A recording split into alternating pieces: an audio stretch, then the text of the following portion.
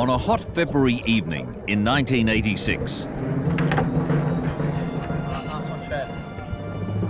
a gang of 5 suburban thugs is drinking at a hotel near Blacktown in Western Sydney. They're burglars, armed robbers and rapists. Whack! And one is also an escaped prisoner on the run.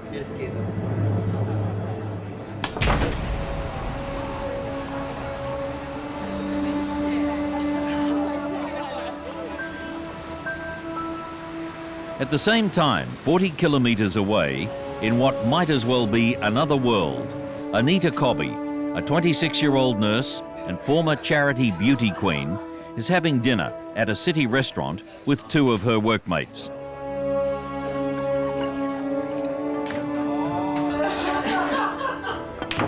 Within hours, she'll be abducted by the gang and tortured and raped and murdered.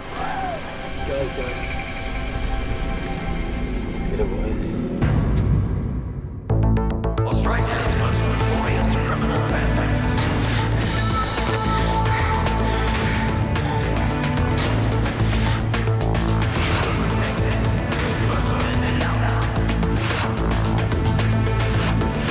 Generation after generation, on all sides of the war. Crime Investigation Australia, families of crime.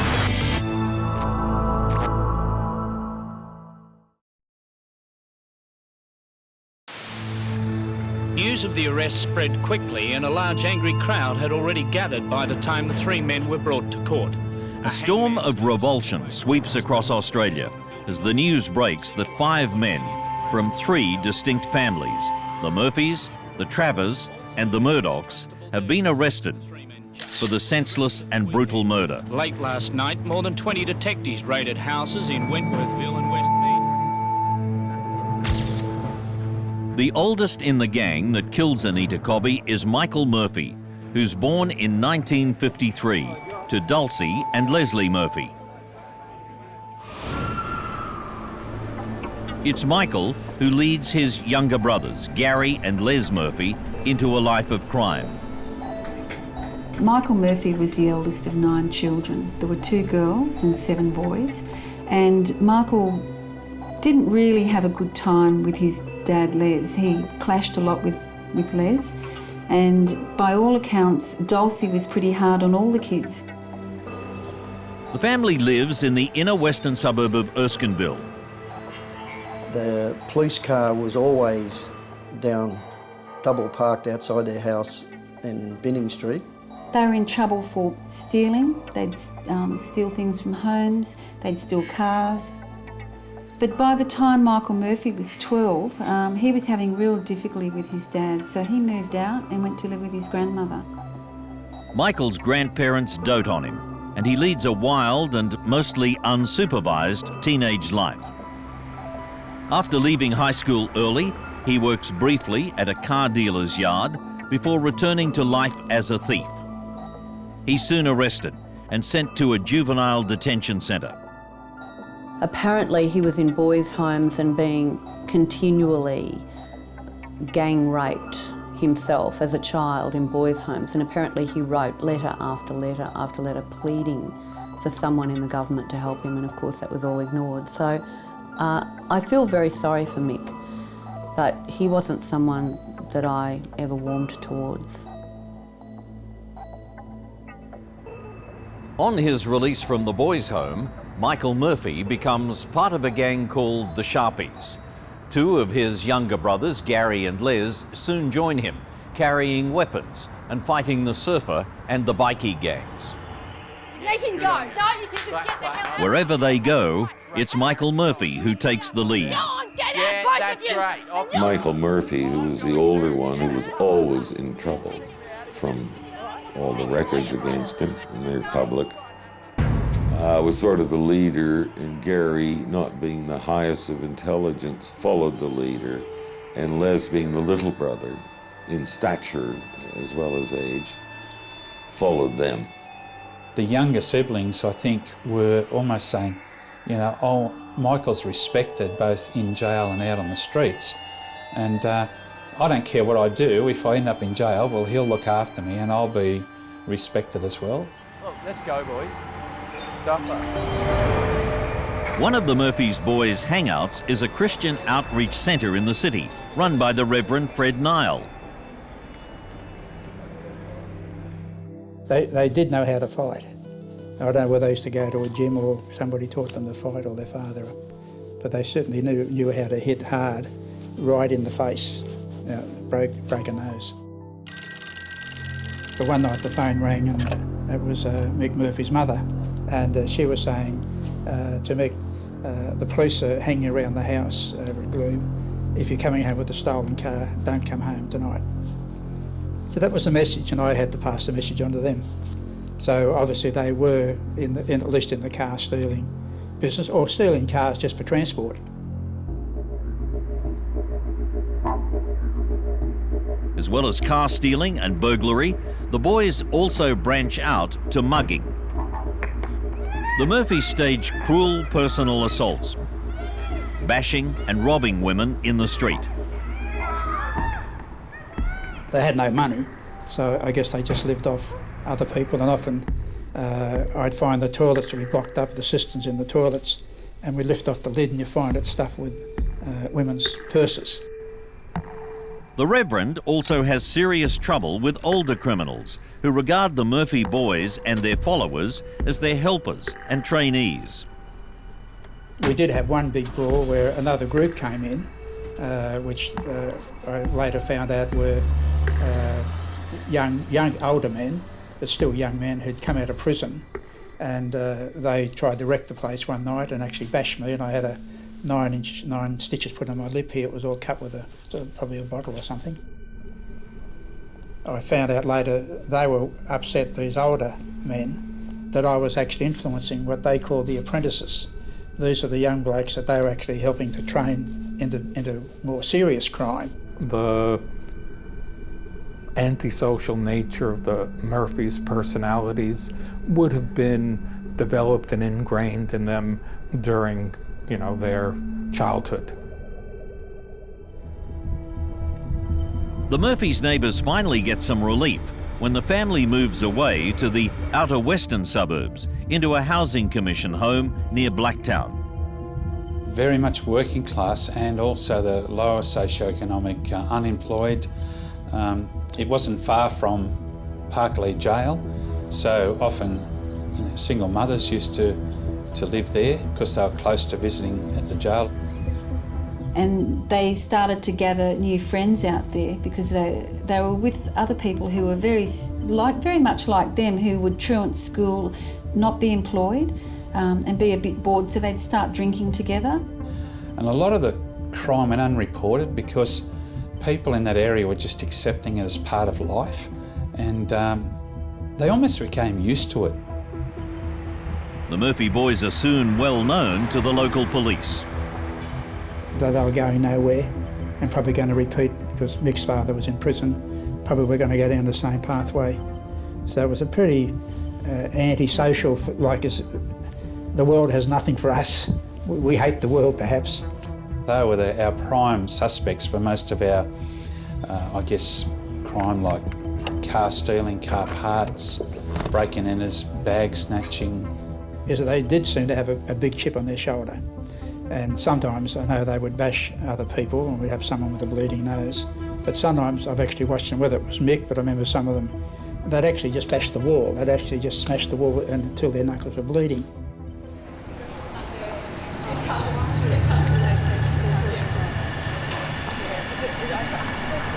After finishing their shifts at Sydney Hospital, nurse Anita Cobby and 2 of her workmates have enjoyed a night out at a city restaurant.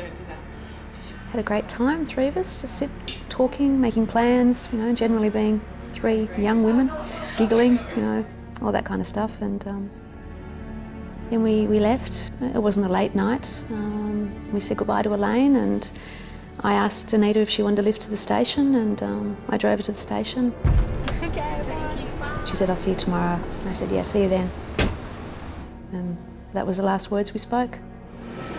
It was a train trip Anita had taken all her life, but this one would be the last.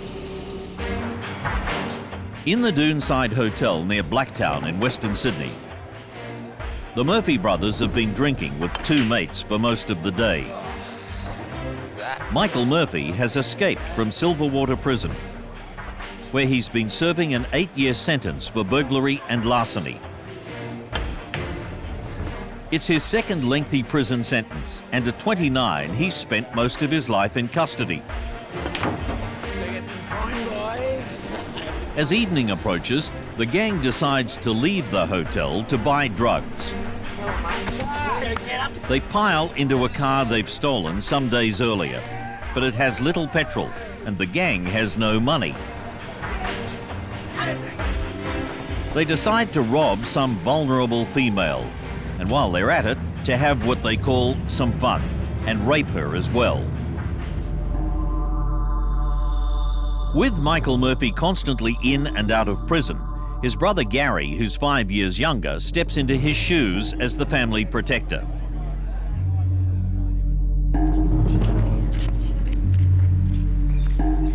A congenital heart defect and a speech impediment, he's the quietest of the wild Murphy boys. I've never met anybody who's more popular with girls than Gary, or has had more girlfriends, and remarkably, even whilst he's been in custody, he seems to have new girlfriends all the time. Like every now and then I'll get a phone call and go, I've got a new girlfriend now. By all accounts, he was very popular with the women, probably more so because he had a more gentle nature and quite a nice smile, and he was a bit smooth talking. Gary was, he was more compliant. I mean, to your face. He'd, you know, when I was working, I'd come up and say, what do you got on you, mate? And he'd say, nothing, search me. And so, you know, he'd stop, search and detain and check him out. But Gary's seemingly gentle nature hides a hair-trigger temper. He would have bouts where he'd get into trouble with other men, though. He'd fly off the handle very easily, and he'd get into fights. He got barred from the Rudy Hill RSL for life for getting into a fight there, and because he drank a lot, he fought a lot.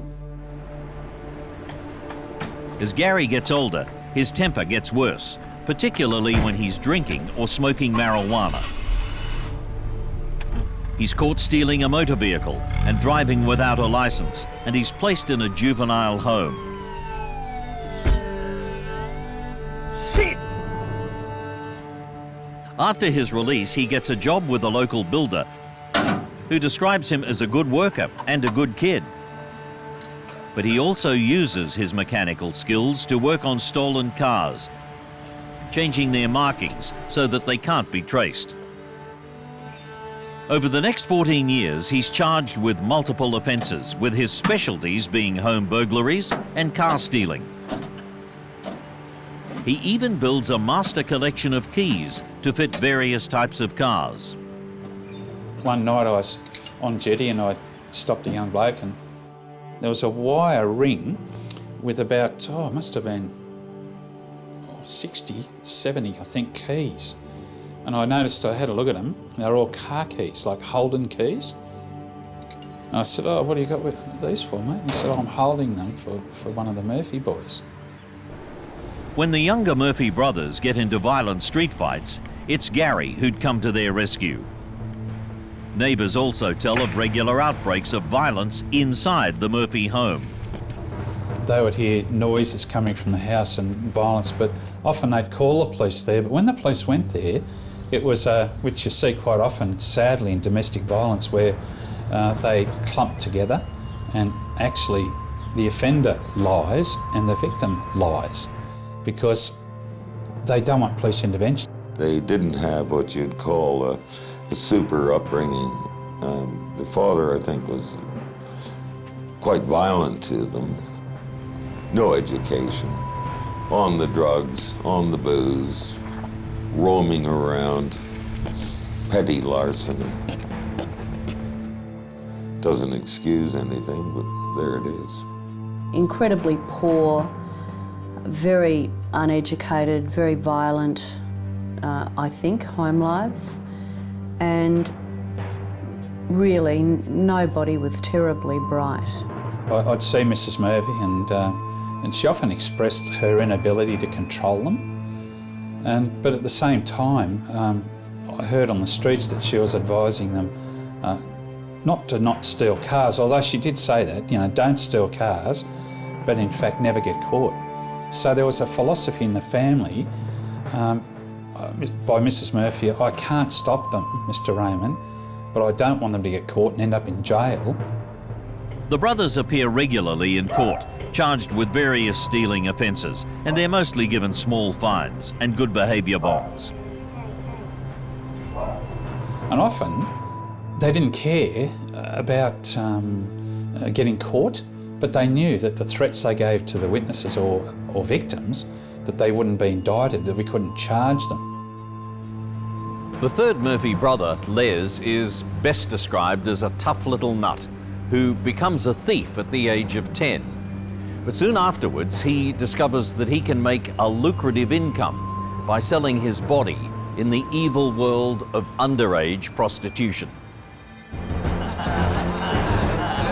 Les Murphy was the smallest of the Murphy brothers and quite a different sort of fellow to the other brothers. He had a real hard edge to him and he was quite intimidating. He would argue a lot, even with his brothers. Les begins to hang out in an underground bar in King's Cross where young male prostitutes meet their clients. And he was known to be the frequent companion of quite a few well-known Sydney figures. He also works the streets, being picked up by men at night at the notorious high stone wall behind the New South Wales Supreme Court on Darlinghurst Road. That famous wall by the very courts in which they were tried. Yeah, he was a young, underage male prostitute. And he would be on the wall. At the age of 19, Les is charged with 2 counts of rape and he's sentenced to 3 years in an adult prison. The older man who emerges is much tougher and more violent. You know, he'd say, what do you got on you, mate? He'd say, who wants to know? And he'd rear up and get cranky. And I'd say, I'm just doing my job, mate. You know, that's all I'm doing. I'm just asking you. And he'd say, well, you're not searching me. He leaves the world of prostitution to return to his proven skills in assault. There was a bag snatch on 2 older women at Doonside as they came out of the Centrelink office where Les Murphy had jumped out of a car with another man and grabbed bags off 2 women. One of the women didn't let the bag go and he dragged her up the road as they jumped back in the car. So it was a common thing for them to get money that way. Some were saying that they heard them speaking with some other local criminals and they were discussing the MO or methodology, modus operandi of bag snatching, and it was never let go. Make sure that you hang on until the victim let goes, no matter what.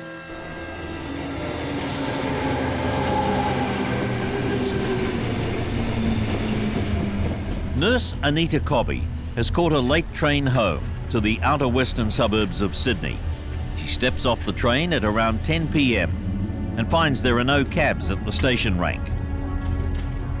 Anita tries to call her parents from a public phone, as this is the era before mobiles, but all the phones have been vandalised. She decides to make the half-hour walk home. It's a warm summer's night, and this is Anita's home turf, the streets where she grew up, and she has no reason to feel that she's in any danger.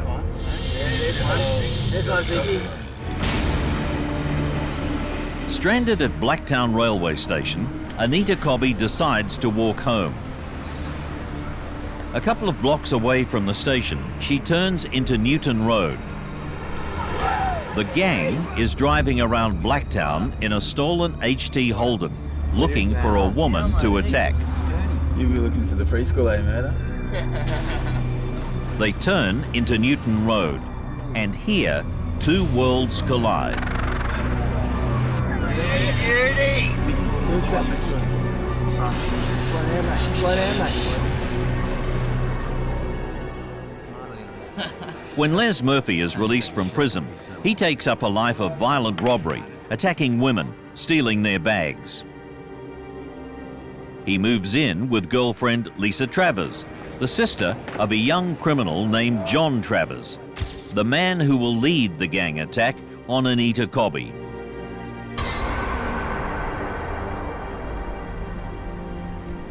Born in 1967, Travers is the eldest of 7 children of bus driver Ken and his wife Sharon. He has a miserable childhood. His mother suffers from both physical illness and depression. She was such a large woman that she would just sit in the house most of the time. And when she did go out, it became difficult for her to walk and breathe and do normal things like shopping and accompany her children to school. His father apparently was incredibly violent to him, from what I understand. Anytime John showed any tenderness towards his sister, his father would bash him with a steel pipe, you know, as a child. That's what I'm told. So he said on more than one occasion his father would choke him until he fell unconscious. So you can understand that he was exposed to a violent sort of environment from a very early age. You almost always find in cases like his that the familial environment does not provide a normal socializing atmosphere in which a proper personality can evolve and develop. Travis is still a boy when he begins stealing cars to go joyriding and get away from his violent and squalid home life. He spends much of his time committing petty crime, usually with an accomplice, his best friend, Mick Murdoch, who's quieter and much less volatile than Travers. The two have been mates for as long as they can remember, growing up in the same suburb of Doonside and wagging school together. Michael Murdoch came from a single-parent family, and his mum was a pretty quiet sort of person, although when she first found out that her son Michael was smoking when he was 13, he was smoking marijuana with John Travers, she ended up calling the police. She rang Sharon Travers and told her that they were smoking and she was going to dog them into the police to teach them a lesson. So their first conviction came at the age of 13 for smoking marijuana. So how much do you reckon you got for that stereo in it last week? $20. $20. Mick idolises Travers, getting similar tattoos and body piercing, and joining him in getting drunk, taking drugs, and breaking into houses and stealing cars. You know anyone that's not home? It's holidays. No one's home. They were inseparable. They did everything together, and while they had other friends in a wider circle, John Travers and Michael Murdoch were always together, and many of them did think they were twins because they had the same haircuts. They were quite lean in the face, about the same height. Many thought that they were homosexual lovers. They both denied that, although when they were arrested they were found in bed together naked, still denying that they were gay. Murdoch was a quiet sort of fellow, much quieter than John Travers. He had a cold side to him, but probably not as cunning and as sadistic as John Travers. With a true psychopath, there is no emotional attachment to others. They are completely egocentric. The only thing that matters is their needs, their desires. Everyone else are just objects for their self-gratification, objects to be manipulated and exploited. And Murdoch would have clearly fallen into that category. While Travers is displaying psychopathic tendencies, Mick is exhibiting some feelings and emotions. Murdoch is more someone who, due to a lack of familial attachment, has sought out his emotional needs elsewhere. And he found it in his childhood associate, Travers.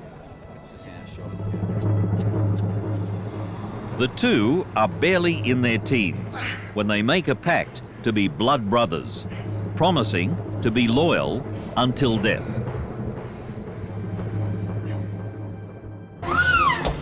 Get it! Anita Cobby's abduction in Newton Road is witnessed by two teenagers, a brother and sister, in a nearby house. All right, get it! You got it! You got it! Go. The boy runs out to try to help, but just as he gets to the car, it speeds away. They were driving around the car after they got her, and they'd stripped her off pretty well straight away in the back of the car. They'd punched her. Her nose was broken.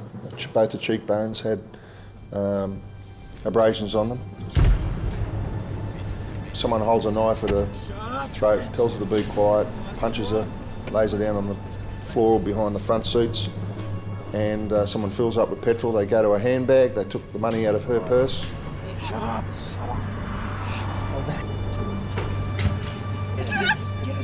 Get it.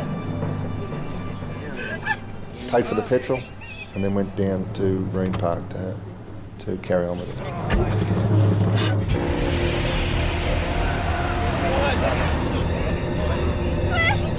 Sunday, the 2nd of February, 1986. 26-year-old nurse Anita Cobby has been abducted by a gang of thugs.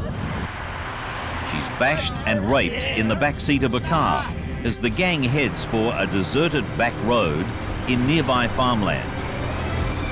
Two teenagers have witnessed the abduction and report the incident to their older brother when he arrives home moments later. Dragged her in the car and they drove off up the road that way. John Travers grows up to be a sexual predator after getting a bizarre introduction to sex in his youth. He was encouraged by his father to take girls under the house so that his father could sneak and secretively watch what went on. So he would have a very distorted concept of morality. Travers is expelled from high school after exposing himself to a teacher. Soon afterwards, his father leaves home, and Travers begins to steal poultry from neighbours to feed his siblings. At other times, he sits on the back porch shooting birds, which he then plucks and cooks for the family's dinner. It's at this time that he develops a new and sadistic streak. The psychologist's report says that he was certainly interested in witchcraft and he was cruel to animals, and this was probably or possibly born out of his difficulties that he had with his father.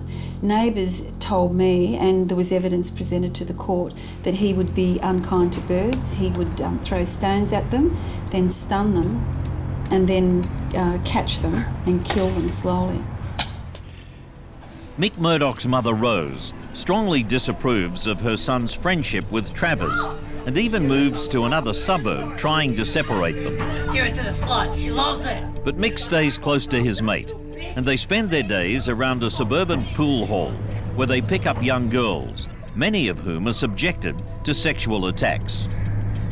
Yeah, Johnny, you're right. Wrecked a man. They begin to prowl the local railway stations looking for girls to rape, with Travers always the leader of the pack.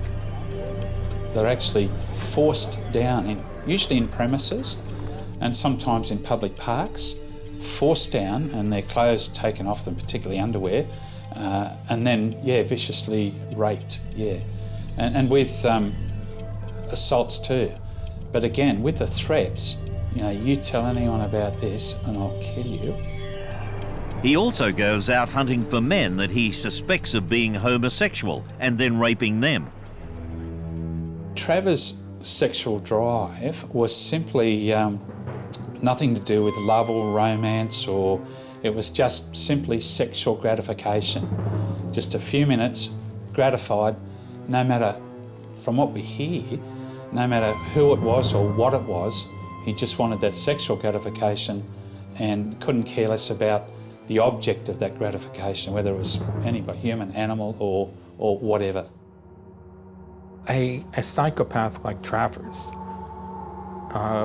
doesn't see human sexuality in the normal way that people do. He doesn't see it as a form of emotional and physical interaction and attachment with others.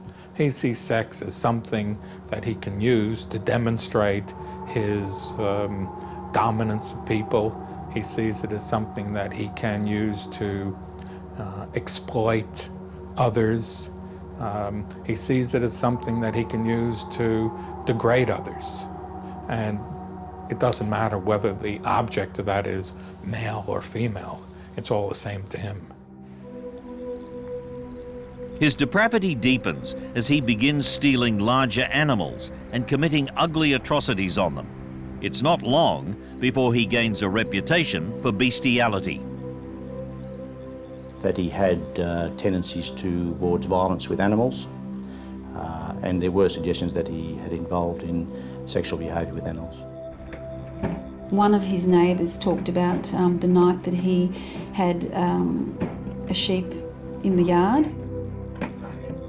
He had jumped on its back and had sex with it, and while he was doing that, he pulled its head back and cut its throat, and then he put it on a spit, and it became a barbecue. Rumours also circulate among locals that Travers is responsible for at least a dozen sex attacks on local girls. At different times he was aggressive, and he would go in and out of that aggression depending on what he was on. And he took drugs and he drank a lot, and he experimented with those drugs. A lot of marijuana, a lot of hard alcohol. He'd drink, in the end he was drinking a bottle of spirits a day towards the end of being on the run and being caught. Who was that bird you were with? Don't even know. Fearing one of his rape victims might be able to identify him to police by the distinctive teardrop tattoo under his left eye, Travers flees interstate. Travers and some of his mates, including Michael Murdoch, took a drive from Sydney across the desert and went to Mandurah, just below Perth. And they'd been buying drugs and stealing things. So they came to the notice of police for stealing first up. And one of the men that they got to know over there was a young fellow in his teens. At first, the teenagers welcomed into the group, but after a few days, Travers suddenly turns on him and he's viciously raped. Threatened to cut his throat at the same time, and thankfully for some reason he didn't do that. And so he used to get strange gratification out of these. It wasn't even ritualistic, it was simply just a physical thing. It was quite a brutal rape. The victim, the young man, had a lot of bruising, some broken ribs. He was so terrified that he didn't want to tell police, but the injuries were so severe that they were determined to press ahead and charge John Travers. So they did put an alert out for his car, but he managed to escape. Wanted by Western Australian police for the rape, Travers and Murdoch return to Sydney, where they meet up with Gary and Les Murphy. One of them's going in. Don't get that one in. Yeah, good one, mate. Didn't get that one. This is the gang that will soon commit the terrible crime that will define the rest of their lives.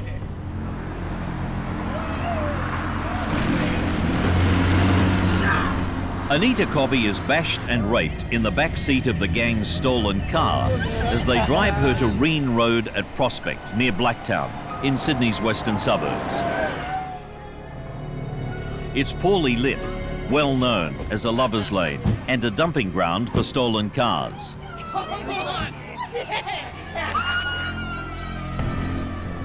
I think by the time she got down there, one if not two, they probably already had sex with her in the car.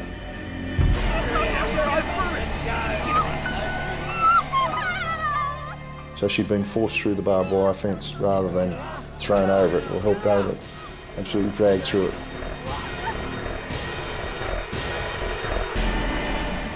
And as I said, she had defensive wounds where she tried to stop doing what they were doing with the knife. She grabbed the knife and they pulled it out of her hands.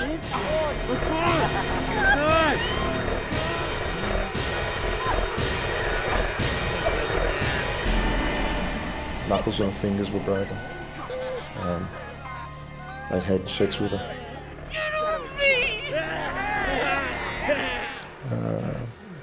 Nothing more worse that you could think of. Egged on by the Murphys and Murdoch, Travers commits the final atrocity. Seen all that face? They were talking about whether they should let her go or what should happen, and it was decided, because she had heard their names and that she'd seen their faces, that she couldn't live.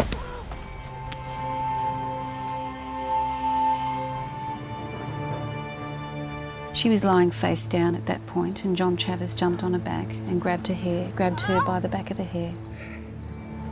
She was conscious at that time because the coroner said that she had defence wounds on her hand, and she put her hand up to stop that knife, and he'd almost severed several of her fingers.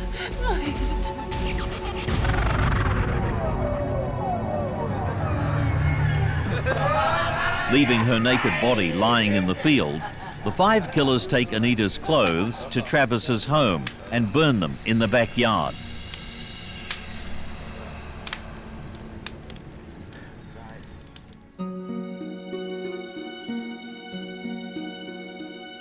Anita is reported missing that night, but it'll be 2 days later, on the 4th of February 1986, that farmer John Reen sees his cattle all gathering under a tree, and he goes to investigate. I just couldn't believe it was a human there laying in the paddock. I thought it was, a doll or something at first.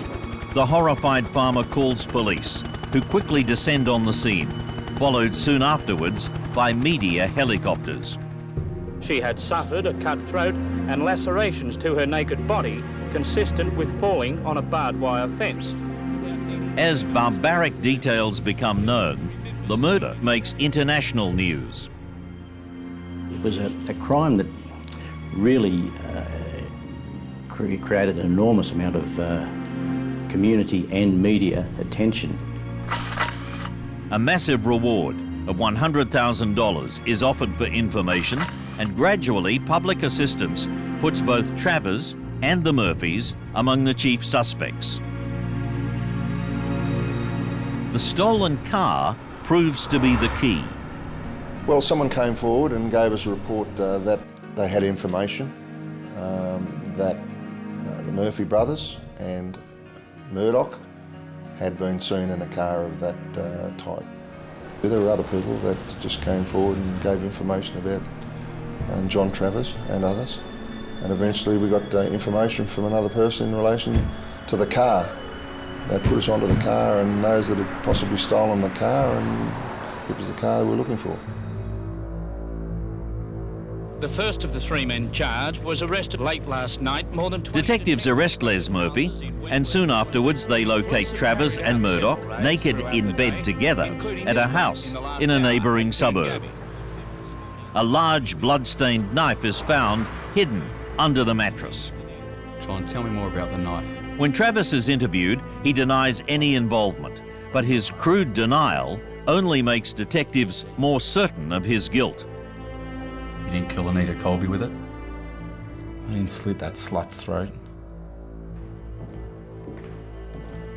The real breakthrough comes when a female acquaintance of Travers, later to be known as Miss X, comes forward with shocking information about him. And he had a habit of confiding in her about a number of his escapades, including his behaviour towards women, violent behaviour, and she was able to give us a profile, if you like, of Travers' activities and his attitude towards women, which involved a high degree of violence. Shut up. Shut up. Included in the information Miss X gives police are details of the brutal rape Travers committed in Western Australia. She tells them about how proud he was as he told her the whole gruesome story, and it was then she realised he was completely out of control. Miss X agrees to secretly record conversations with him in which he reveals the shocking truth. And Miss X went down to the cells, wired up. She was shaking. She was terrified. During that conversation, he confessed to the kidnapping and murder of Anita Cobby.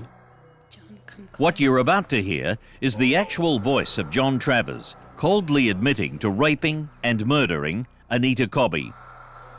You'll also hear the actual words used by Miss X. To protect her identity, her voice has been substituted by an actress. John, come close. Why'd you have to stop her? We're all drunk. She fucking seen all this. She saw your faces. She's seen all their names. She got your names. And you knew? The other said you had to do it.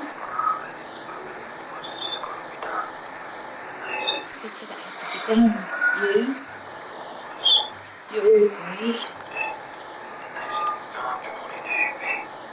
That's not your thing, John, is it?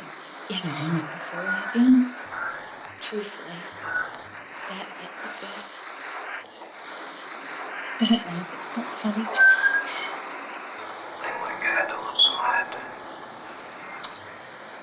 And the rotten bastards all fucked off on you.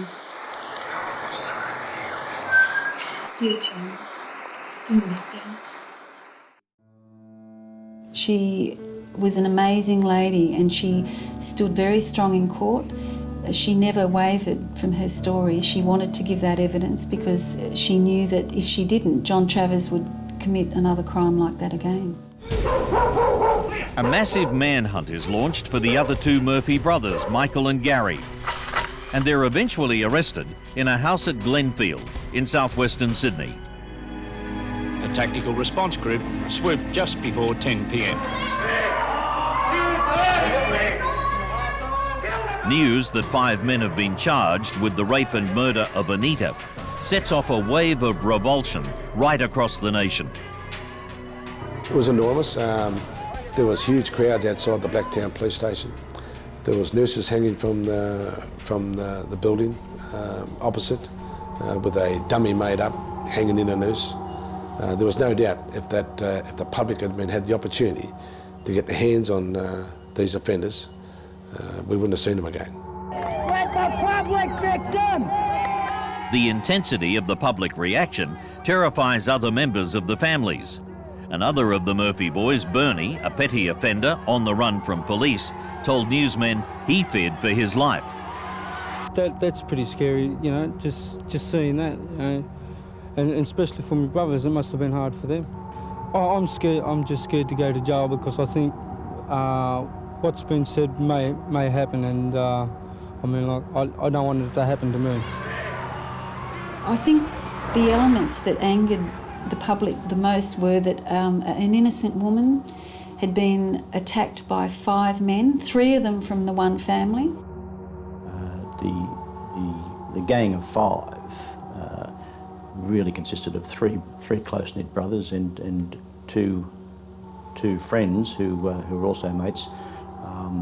But on the night of the kidnapping, they operated as one unit. There's no doubt about that.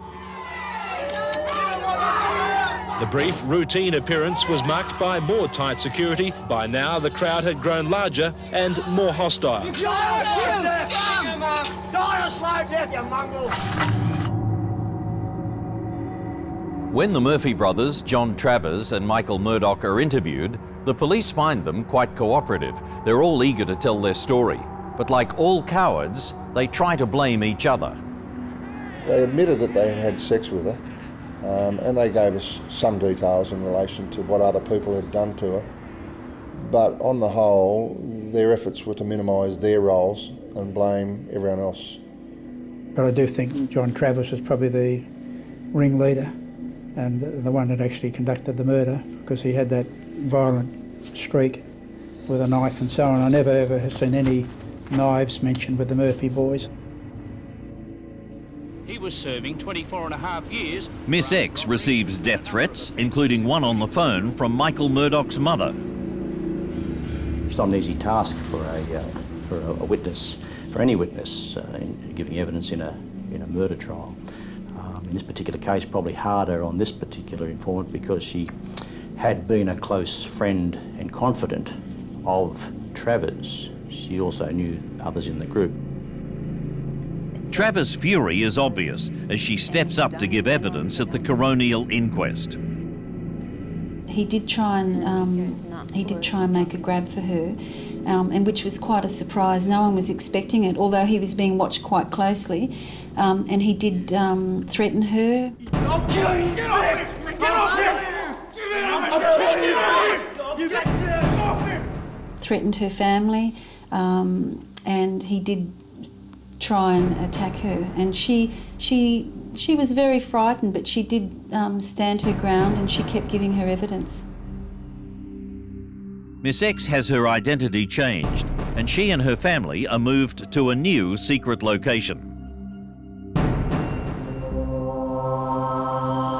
The 5 men stand trial in the New South Wales Supreme Court some 13 months after Anita's murder. John Travers, knowing the evidence against him is overwhelming, suddenly changes his plea to guilty. The trial of the other 4 lasts 2 months, and the defendants shock Australia with their callous attitude, laughing and sniggering in the dock as the gruesome details of Anita's murder are described to the jury. Their demeanour in court was probably one of smugness, I suppose. The boys were giggling and smirking and carrying on. They certainly didn't take the court proceedings seriously all the time because they did joke and talk amongst themselves. Yes, and there were times that there were some glaring advances towards us, the investigators, and towards the crowd or towards the prosecutors. Michael Murdoch probably was the one who seemed to show a little bit more remorse than the others. I can say from sitting in that court, from the period it started to the period it finished, I don't believe they showed any remorse whatsoever for the crime that they committed. The jury finds all 4 men guilty and they're sentenced to life in prison. When we got out of the court after they'd all been remanded for sentence, we walked out. I recall a bus driver, and there was a classic photo in the paper of a bus driver doing a little jig along the streets out the front, throwing his hat in the air, yelling out, "They're guilty, they're guilty." And it was reminiscing of that dance when the war's over. I didn't have a great deal of empathy for the offenders. It was a classical, needless crime. I did go into the jail to see the Murphy brothers, and I saw Michael Murphy and Les Murphy and Gary Murphy. I found them all to be very, very different in their personalities and their demeanour. Les Murphy was intimidating. The manner that he spoke was one of anger and aggression and violence. Michael Murphy and Gary Murphy were a little more subdued, and they were quite remorseful at times about the crime and their involvement in it, but I felt that both of them believed that they shouldn't have been committed of the crime. Many psychiatrists have tried to explain how these men could lose all respect for their fellow human beings, how they could callously ignore pleas for mercy and take such pleasure from human suffering, while others with equally miserable childhoods do not turn out to be torturers and rapists and killers. Travers and 2 other prisoners tried to escape through a van. No, I don't think someone like a Travers could be rehabilitated in our current state of knowledge, and therefore, I think his file was annotated, never to be released, and I would suggest that's probably appropriate in his case.